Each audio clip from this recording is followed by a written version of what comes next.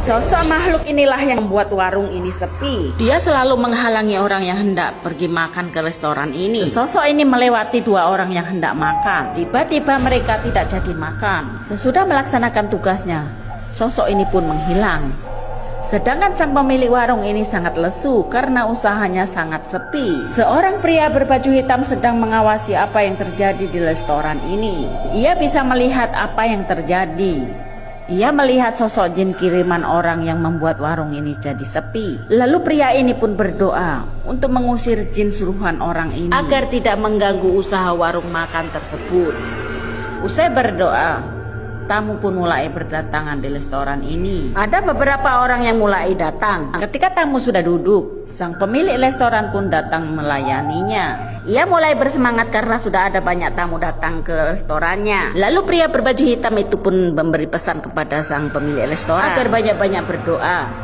Ia pun lalu pergi, meninggalkan restoran ini yang sudah mulai ramai pengunjung. Pria berbaju hitam ini pun mengunjungi sebuah rumah makan. Namun sang pemilik warung sedang gaduh sama sang istri karena semua lauk pauknya menjadi basi. Pukul apa masak semua ni? Belum pukul 8. Semua dah basi. Pria ini marah pada istrinya. Kenapa semua lauk pauknya basi semua? Sedangkan sang istri pun mengatakan bahwa ia masak seperti biasanya. Apa yang akan terjadi? Tunggu part berikutnya. Pria ini sedang memandangi sosok jin yang tergelantung di atas plafon.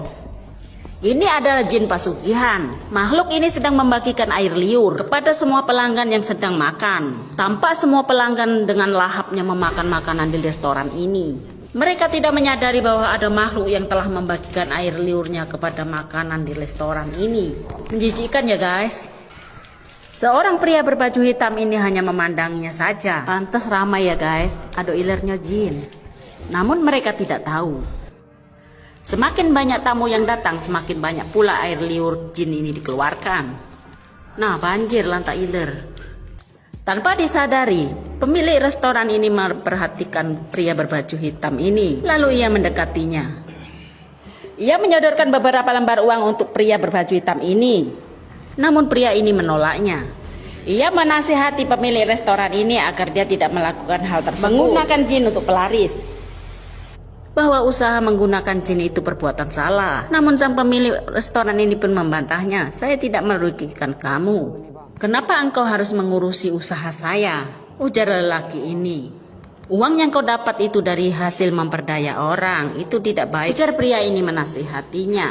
Namun sang pemilik warung tidak terima. Karena pria ini terlalu ikut campur urusannya.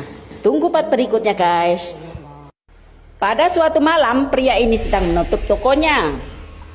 Lalu membuat simbol pengaman. Itu adalah kode dari pesugihannya. Kemudian dia hendak pulang.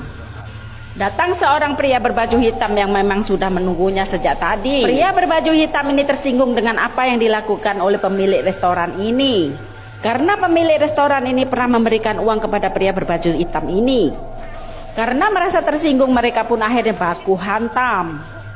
Kedua tangannya pun dipegang. Pria ini tidak bisa berkutik lagi. Pria ini menggoreskan tangannya ke leher pemilik warung tersebut sambil membacakan doa agar ia tidak melakukan pesugihan jin ini lagi. Lalu didorongnya hingga terjatuh. Pria ini pun tidak bisa berkutik. Pria ini pun tersungkur. Lalu pria berbaju hitam pun meninggalkannya menuju ke arah pintu. Lalu menghapus semua tanda yang ada di pintu restoran tersebut. Tunggu cerita selanjutnya ya guys.